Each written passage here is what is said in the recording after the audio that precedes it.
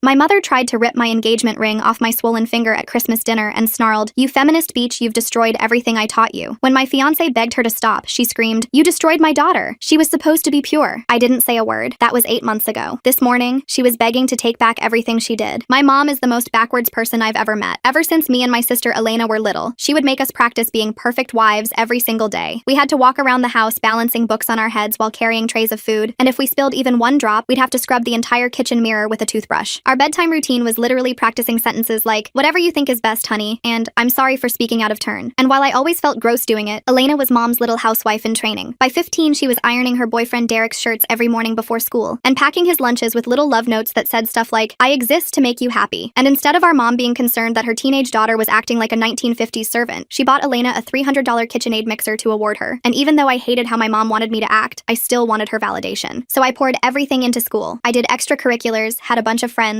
was every teacher's pet. So when I finally got accepted into Northwestern's business school, my mom was the first person I told. "Congrats, honey, but I really wish you put this much effort into finding a nice boy to take care of," was all she said before throwing my acceptance letter into the trash. The breaking point came a week later. I came home to find Elena with a black eye, poorly covered with concealer. When I tried to talk to her about it, she actually laughed. "Oh, this? Derek just gets a little carried away sometimes. It's actually really sweet. It means he can't control himself around me because he loves me so much." That's when I knew I lost her. But if that's what my mom wanted, then I figured I should at least try to make her happy. So in the summer before moving out, I dated the worst guy I could find just to get one single approving nod from my mother. My BF Tyrone would check my phone, told me my friends were bad influences, made me share my location 24/7. I knew it was wrong, but when I brought him home for Independence Day, my mom's face lit up. She even hugged me for the first time in 3 years. Fast forward 4 years later, and I graduated with a bachelor's degree in finance. I had been in therapy for months, found an amazing partner named James. He was the oldest brother of 3 little sisters, and he treated me like a queen. Listened when I talked, actually made me laugh, planned every date. So when Christmas came around, I was actually excited. I thought maybe, just maybe, my family would see how happy I was. He kept reassuring me that things would be okay, and that my mom would love him. For a second, I actually believed him. So when I knocked on the door, I had more confidence than ever. But Elena was the one to open, and she looked like a ghost of herself. Bruises poorly covered with Dollar Tree concealer, walking with a limp she tried to hide. My heart shattered, and I guess hers did too, because as soon as she saw James help me with my coat, she gasped, "Oh my gosh, Mia, you're emasculating him in public?" James politely introduced himself and mentioned how proud he was of my promotion. That's when my mom's face went from a fake smile to pure rage. "A real man doesn't let his woman outshine him," she hissed while grabbing my wrist so hard it left marks. And that's when she noticed my engagement ring. "You feminist beach, you've destroyed everything I taught you," she then screamed while literally trying to rip the ring off my finger. Elena jumped up and grabbed my shoulders to hold me still while mom kept pulling, except she was pulling so hard my finger was turning purple. James immediately called 911 while trying to pull them off me.